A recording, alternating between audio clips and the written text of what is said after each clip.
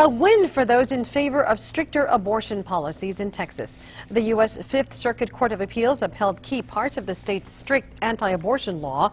It requires clinics have the same operating standards as hospitals. Texas currently has 17 abortion providers, but the ruling could leave as few as 7 clinics operating in the state. So what does this mean for the borderland? ABC 7's complete coverage with reporter Darren Hunt. Rick, an Estelle Wally clinic in McAllen, Texas was allowed an exemption from the law because it is located near the border. The only remaining abortion clinic in El Paso was denied the same exemption because there is an abortion clinic in nearby Santa Teresa.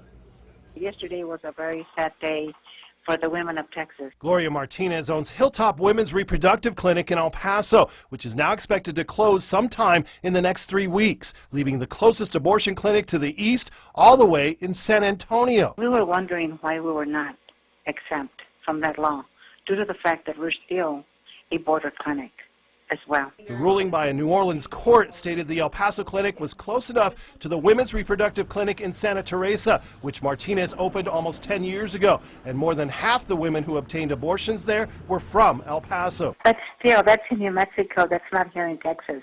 I think the women here in Texas shouldn't even have to travel that far. Owners of many abortion clinics in Texas, including Martinez, have indicated they would rather close their doors than make million-dollar upgrades. That's a shame that they don't feel that it's worth the money and the effort to protect women. Nydia Correa is executive director of House of Hope in El Paso, a nonprofit pregnancy resource center located on Montana. Anywhere you go, everybody has to meet a certain requirement. And why are we not requiring that abortion facilities where they're doing an invasive surgery? Correa said she wants these kinds of protections for women. As far as saying that it's just too expensive, well, everyone knows that abortion is a profit-making business, and so there are the funds there. So it's just a matter of wanting to put your money there or not.